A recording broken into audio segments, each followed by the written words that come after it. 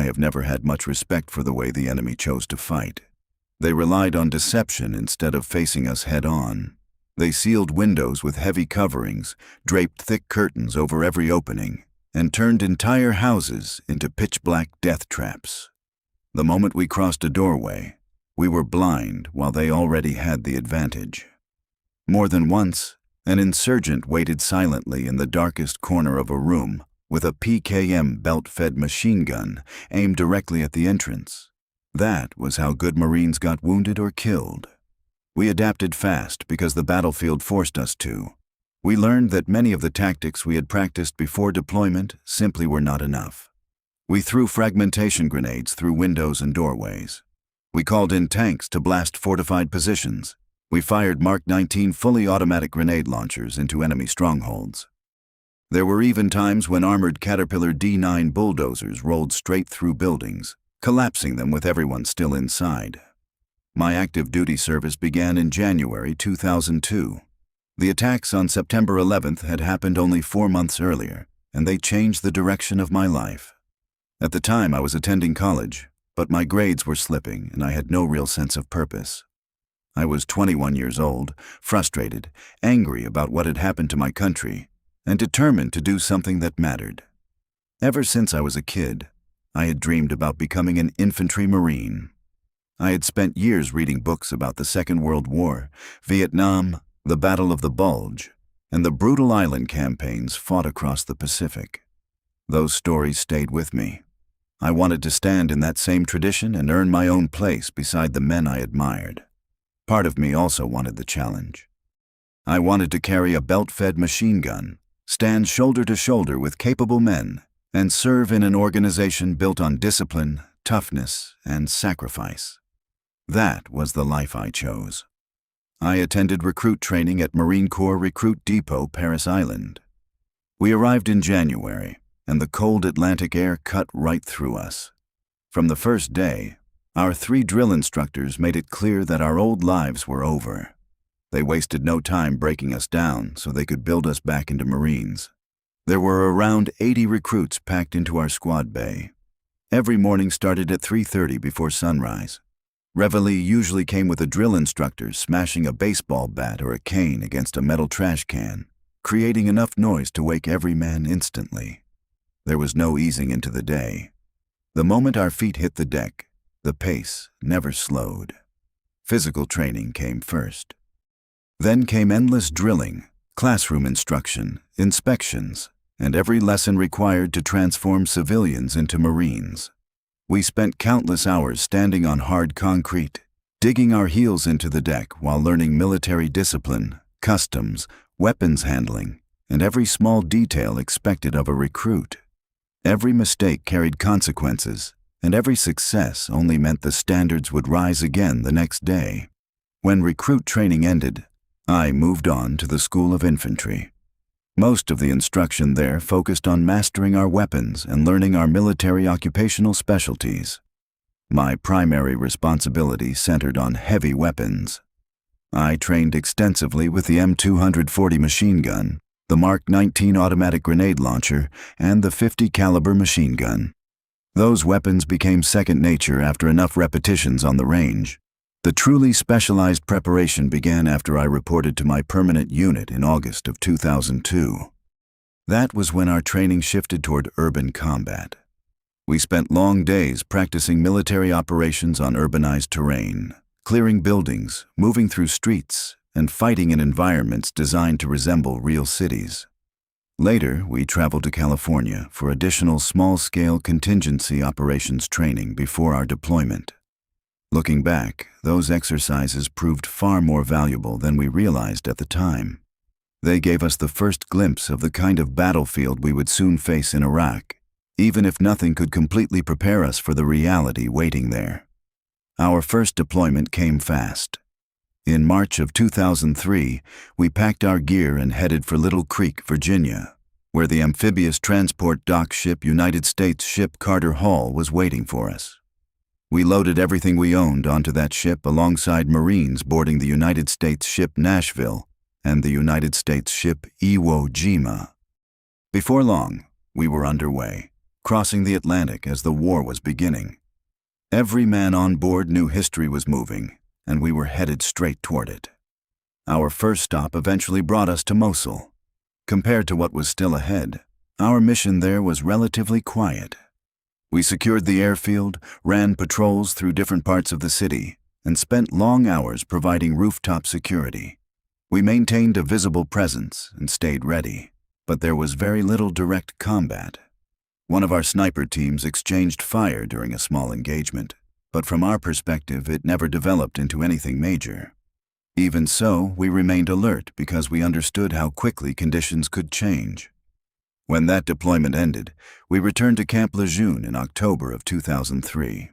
After a brief 10-day leave with our families, the pace picked up immediately. There was no extended recovery period.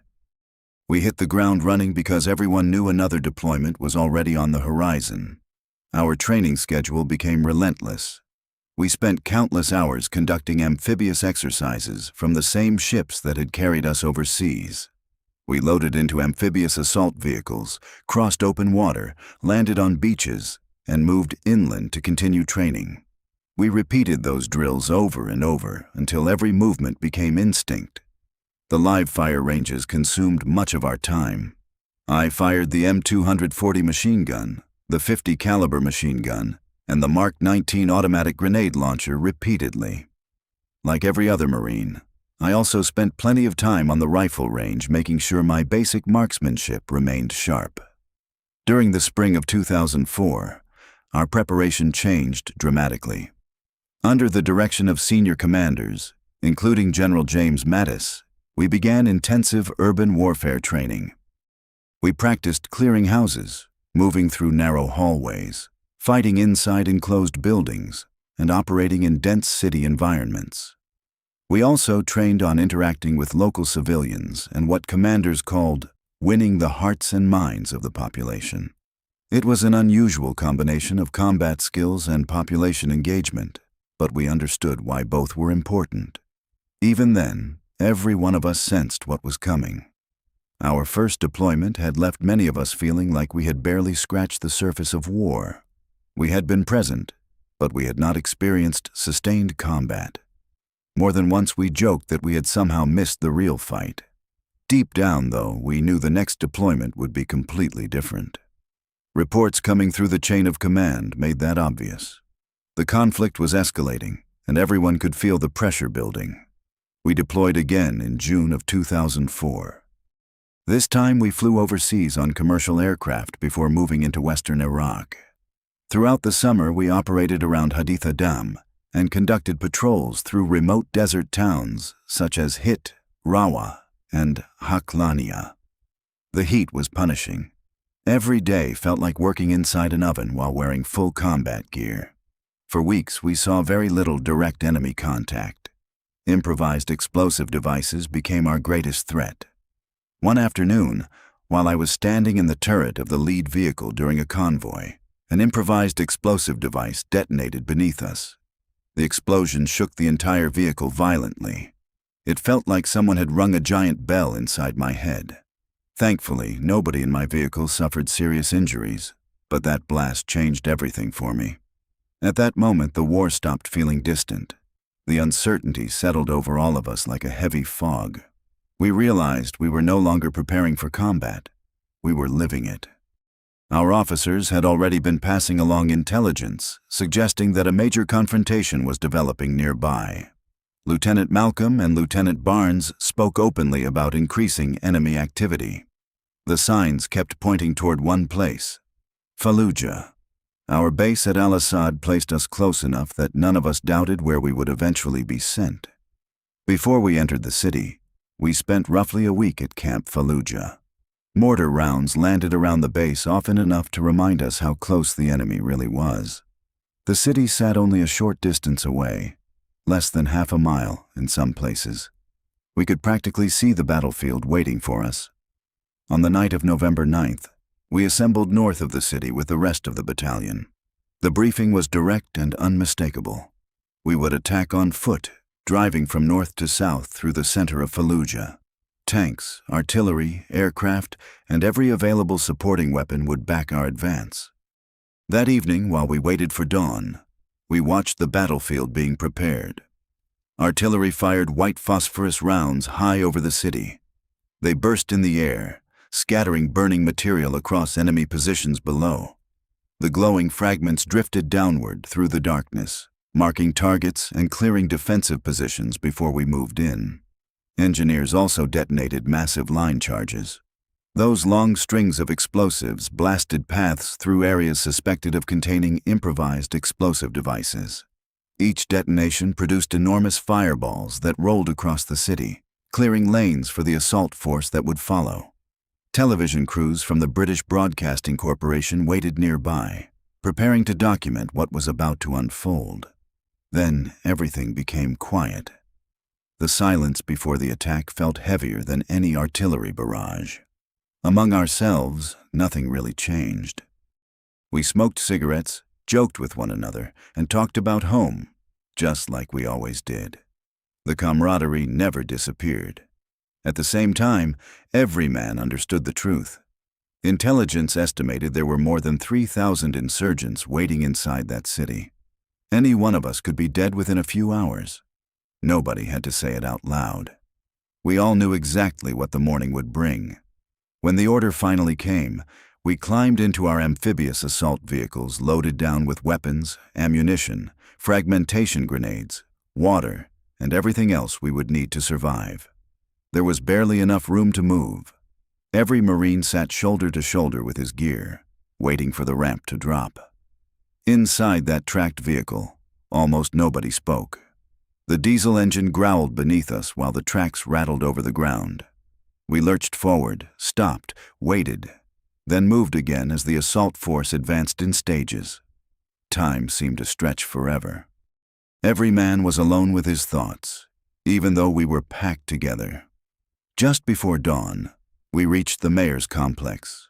It was still dark when the rear ramp slammed onto the ground. I was riding in the same vehicle as Bradley Faircloth, my team leader, along with roughly a dozen other Marines.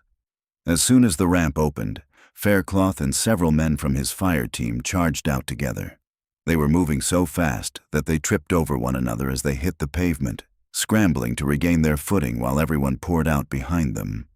Before the operation, Bradley had joked more than once that he wanted to bring home an enemy rifle as a souvenir. Specifically, he wanted an AK-47. As daylight slowly spread across the city, we saw bodies lying in the streets from the airstrikes that had pounded the area before our arrival. Faircloth spotted one insurgent who still had an AK-47 beside him. He picked it up, laughed, and held it for everyone to see. "The barrel's bent," he said with a grin. "But I finally got one." That moment lasted only seconds before reality took over. We secured the mayor's complex and moved onto one of the rooftops overlooking the surrounding city. There had been no elaborate plan behind selecting that particular building. It simply happened to be the first position available. Unfortunately, it offered almost no protection. The rooftop was mostly flat. A low concrete lip ran around the edge, but there was very little real cover. A few scattered concrete blocks sat near the center, and that was about it. I set my M240 machine gun along the edge of the roof, deployed the bipod, and began scanning the buildings ahead. The enemy opened fire almost immediately. Rounds cracked past our heads from apartment buildings several hundred yards away. Beyond those structures stood mosque minarets where enemy snipers had positioned themselves. Bullets snapped through the air so close that I could hear the distinct crack as they passed only inches away. Steel reinforcing bars stuck out of shattered sections of concrete all around us. Enemy rounds slammed into the exposed metal over and over again, producing a sharp ringing sound that echoed across the rooftop like someone striking a church bell. That noise stayed with me throughout the day. My team leader, Healy, remained beside me while I searched for muzzle flashes. Whenever I spotted enemy fire coming from a window, I answered with controlled bursts from the machine gun. My job was simple: keep their heads down, destroy their firing positions whenever possible, and allow the rest of our Marines to maneuver. Mortar rounds soon began falling around the mayor's complex. Explosions shook the rooftop while fragments sprayed across the area. By mid-morning, Marines from 2nd Platoon, Alpha Company, established another rooftop position closer to the enemy than ours. Because they had closed the distance, they started firing anti-tank 4 rocket launchers directly into buildings where insurgents had taken cover. Every successful hit tore apart walls and windows, sending debris everywhere. While they worked, I fired over their heads to suppress enemy positions farther away. The margin for error was almost non-existent. My bursts passed only a few yards above friendly Marines, but everyone understood why it had to be done. At one point, one of our aircraft released a 500-pound bomb intended for an enemy position. Something went wrong. Instead of striking its intended target, the bomb landed in the street dangerously close to the building we occupied. I actually watched it hit the pavement. For a few seconds, nothing happened. The bomb buried itself into the concrete, and everything seemed strangely quiet. Then it detonated. The explosion felt almost unreal. Entire sections of pavement erupted into the air. Massive chunks of concrete climbed skyward, while dust and debris rolled through the streets below. The blast wave slammed into our building with incredible force. It was one of those moments where everything seemed to move in slow motion. Meanwhile, Marines from 3rd Platoon engaged insurgents attempting to move around the mayor's complex. Enemy fighters carrying AK-47 rifles darted between buildings, trying to find better firing positions. Whenever they exposed themselves, our Marines cut them down. By late afternoon, we received orders to leave the rooftop. Earlier in the fighting, we had already lost Lieutenant Malcolm. His death hit everyone hard, but there was no time to stop. We withdrew from the roof and occupied a nearby one-story office building while commanders reorganized the assault. Inside that building, my platoon waited for the next order. I could feel another push coming. The fighting outside never really stopped. Gunfire echoed through every street while explosions continued throughout the city. Wanting a few quiet moments before moving again, I reached into my pocket, pulled out a can of chewing tobacco, and told one of my leaders I was stepping into the next room for a minute. He nodded. I sat alone in that empty office, packed a dip into my lip, and prayed. I thought about my family. I thought about the Marines beside me. Most of all, I accepted the possibility that I might not survive the rest of the day. After a few minutes, I stood up, walked back into the main room, and rejoined my platoon. By then it was around 4 or 5 in the afternoon. November days were short, and darkness was already beginning to settle over the city. The order finally came. We crossed Route Fran 1 Marine at a time, bounding forward under covering fire. The battlefield exploded with noise. Enemy machine guns hammered our positions. AK-47 rifles fired from buildings on every side. Mortar rounds landed around us. Marines shouted commands while squad leaders directed movements through the chaos. Everyone moved as fast as they could. That was the moment the battle truly began. As the fight shifted into block-by-block combat, my responsibilities became even more defined. I carried the M240 in a way that differed from the standard setup. I relied on the bipod instead of carrying the heavier tripod and traversing mechanism used for longer-range support. The weapon hung from a sling across my body. I started each mission with a 100-round ammunition belt loaded in the gun, carried 2 additional belts myself, and had other Marines carrying more ammunition for me. That ensured I could keep firing whenever the platoon needed support. Most of my time was spent on rooftops, in alleyways, and at street intersections providing security while our riflemen entered houses to clear rooms one by one. Resistance often came from outside as much as inside. From elevated positions, I watched every street, every rooftop, and every opening I could see, looking for enemy movement before they could attack the Marines entering the buildings below. Not long after crossing Route Fran, I climbed onto another rooftop overlooking a narrow alley. That position would become one of the first places where I engaged and killed an enemy fighter. From that point forward, the war became intensely personal. Every rooftop, every alley, and every intersection demanded constant attention, because any window or doorway could hide another insurgent waiting for the chance to strike. My job extended far beyond simply protecting the Marines' clearinghouses. From the rooftops and elevated positions, I became another set of eyes for the entire platoon. The higher I could get, the more streets, rooftops, and alleyways I could watch. That vantage point often meant the difference between spotting an ambush before it happened or walking straight into one. The M240 gave me the ability to dominate large sections of the battlefield. While our sniper teams focused on precise, long-range shots, my weapon was built to overwhelm enemy positions with sustained automatic fire. We worked well together. They eliminated specific threats, while I suppressed entire areas, keeping enemy fighters pinned down long enough for our riflemen to maneuver. As we continued pushing south through the city, I watched insurgents dart between buildings, sprint across intersections, and disappear into narrow alleyways. Whenever they exposed themselves, I engaged them immediately. Every street became another battlefield. Communication inside the platoon remained constant despite the chaos. Whenever a rifle team prepared to enter a house, I usually stayed just behind them until they reached the objective. Before they crossed the doorway, I would move toward the front of the building and unleash several controlled bursts through the windows and exterior walls. My pattern rarely changed. I swept from one side of the structure to the other, firing 6 to 8 round bursts designed to suppress anyone waiting inside. Sometimes those bursts wounded or killed enemy fighters before our Marines ever stepped through the door. Just as important, they created confusion. We wanted the insurgents disoriented, stunned, and reacting instead of thinking. Every second they spent taking cover was another second our riflemen gained inside the building. Psychological pressure was just as valuable as physical destruction. The enemy had built their entire defense around surprise and intimidation. We answered with the same kind of aggression, only directed back at them. This fight bore little resemblance to the conventional battles we had trained for before the war. It was brutal, unpredictable, and constantly changing. Despite our preparation, mistakes still happened. Every platoon made them. Sometimes those mistakes cost us dearly. As the battle carried us deeper into Fallujah, our mission evolved.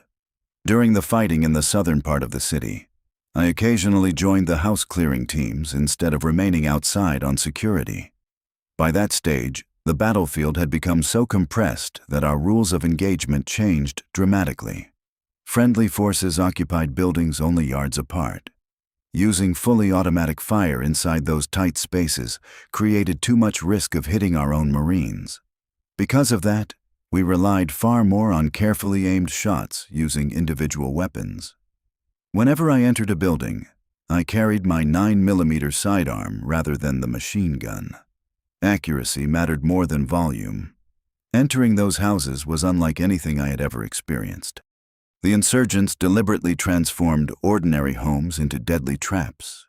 They boarded over windows or covered them with thick blankets and curtains until almost every room became completely dark.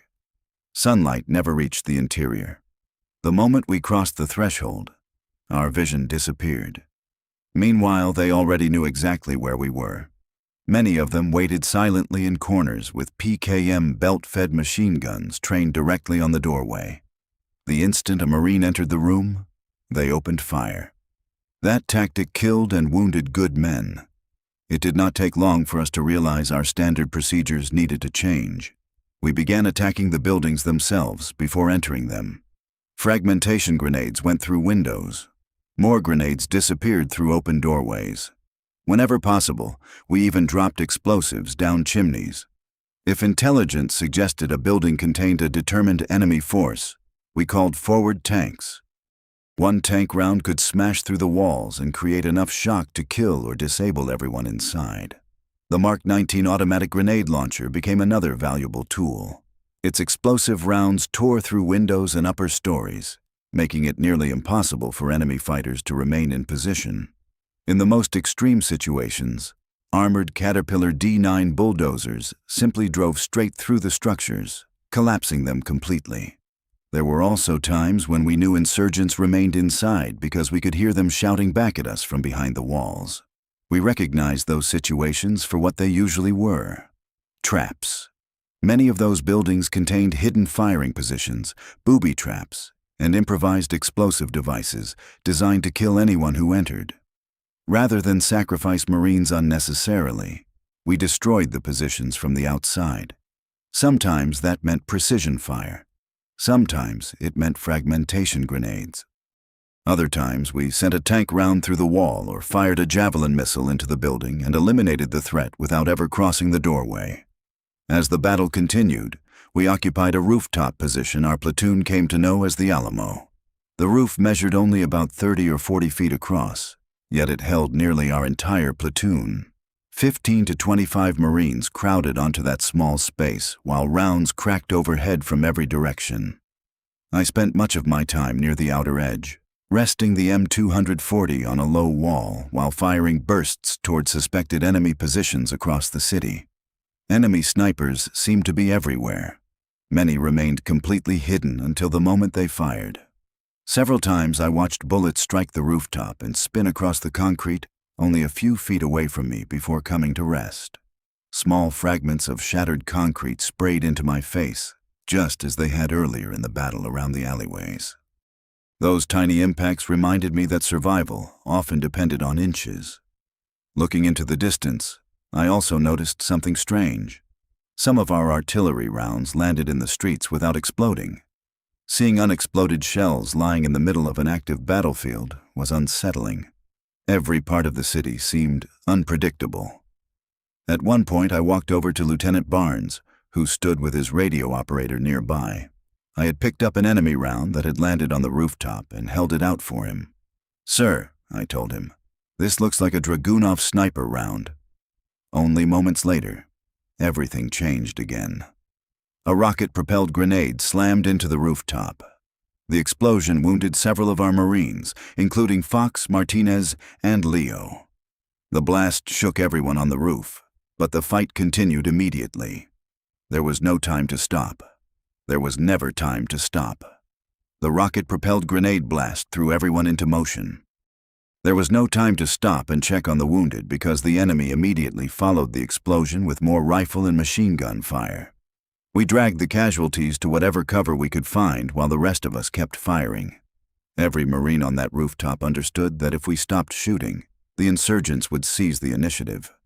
I grabbed Ergo, and together we moved down one level to a balcony beneath the rooftop. The balcony had a low concrete wall that gave us slightly better protection than we had above. It was not much, but in a city like Fallujah, even a few inches of concrete could mean the difference between living and dying. Ergo dropped into a kneeling position and began loading grenades into the M203 launcher mounted beneath his rifle. I stood beside him, scanning the streets and rooftops while spotting targets. Whenever I identified enemy movement, I directed him onto the position. One grenade after another arced through the air toward buildings a few hundred yards away where insurgents had taken cover. While I was focused on spotting, I suddenly heard the unmistakable crack of a high-velocity rifle round. The bullet slammed into the door frame only inches from my body. It struck so close to my groin that pieces of wood and concrete exploded into my legs and face. Instinct took over. I hit the ground immediately, flattening myself against the balcony floor while more rounds snapped overhead. For a moment, my heart pounded so hard I could hear it inside my helmet.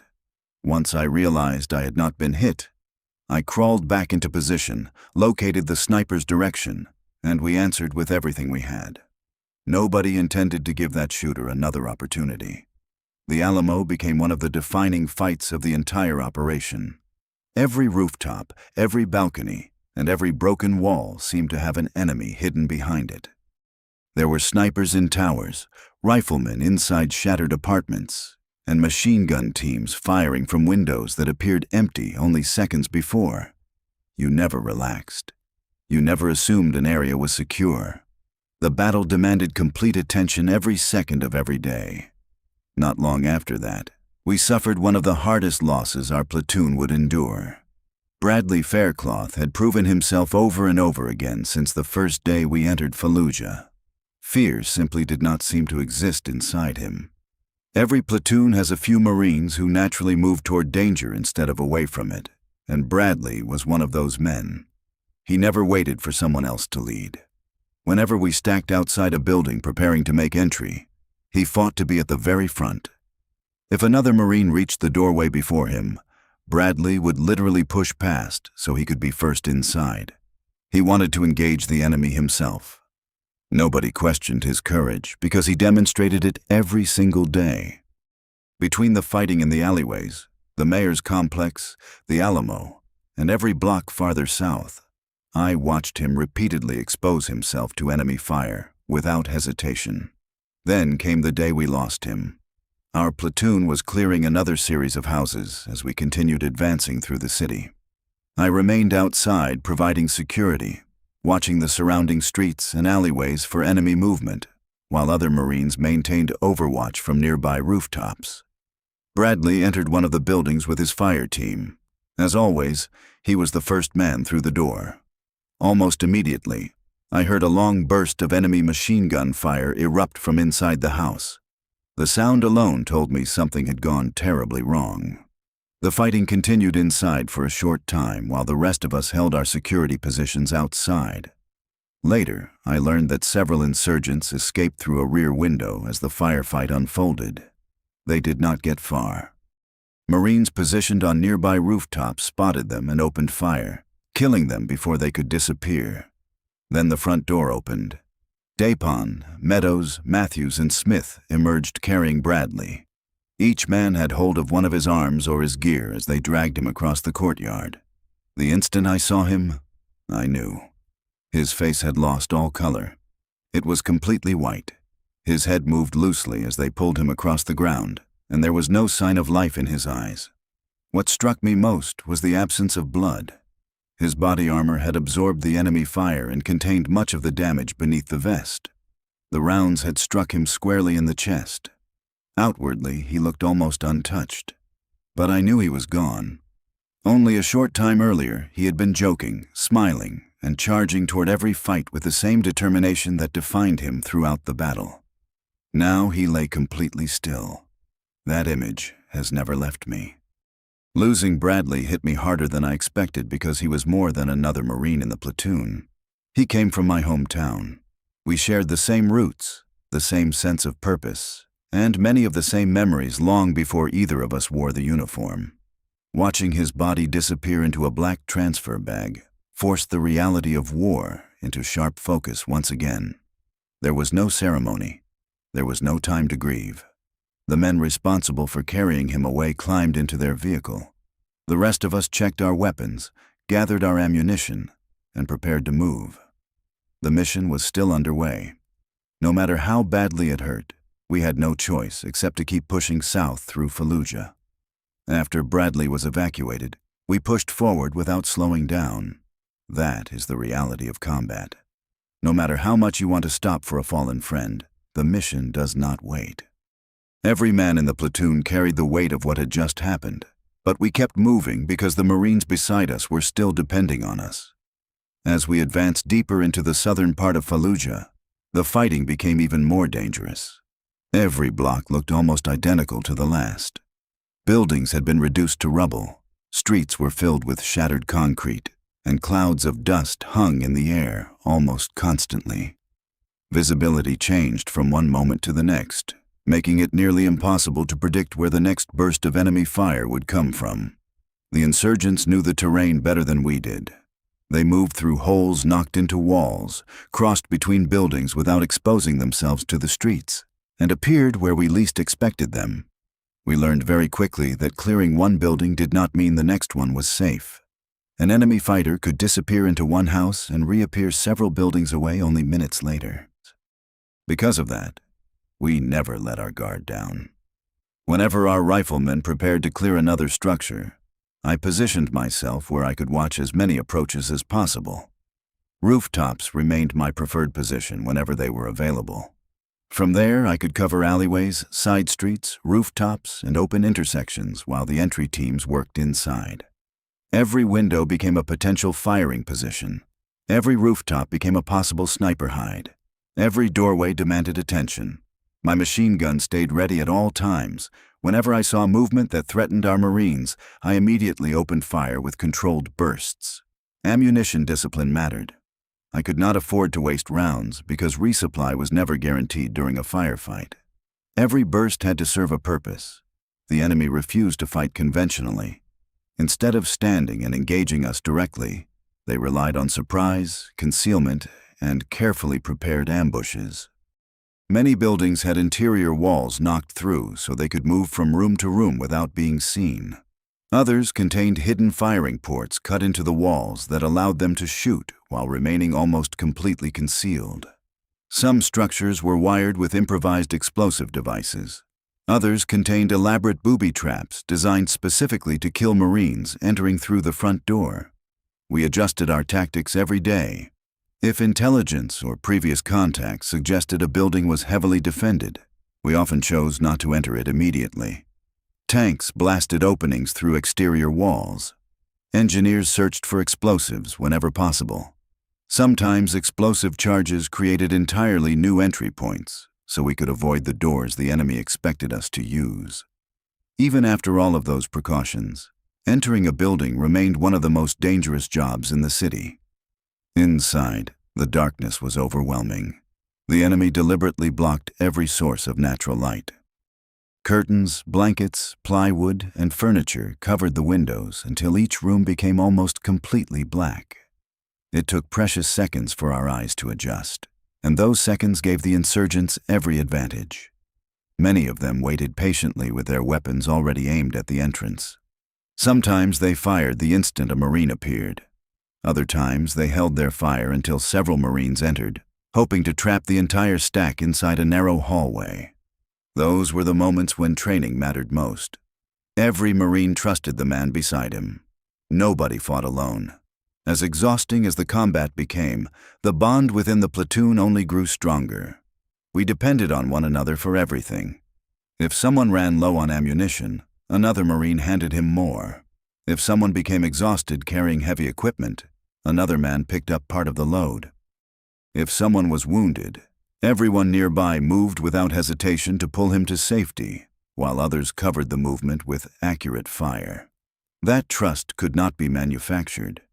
It had been built through years of training together long before we ever stepped into Fallujah. The battle stretched on day after day. The constant noise became part of everyday life. Machine guns, rifles, explosions, artillery, tanks, helicopters, and aircraft blended together into one continuous roar. After a while, silence became more unsettling than gunfire because silence usually meant something was about to happen.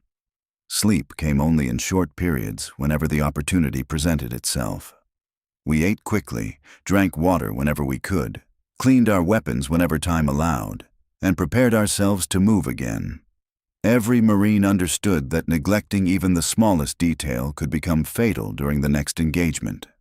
Looking back now, what stands out most is not simply the violence. It is the determination. Every man in my platoon understood exactly why we were there. We knew the mission carried enormous risk, and we accepted that risk together. Fear existed, but it never controlled us. Training, discipline, and loyalty carried us forward one block at a time. No matter how intense the fighting became, quitting was never an option. We continued advancing until every assigned objective had been secured. By the time the battle finally came to an end, Fallujah had changed all of us forever.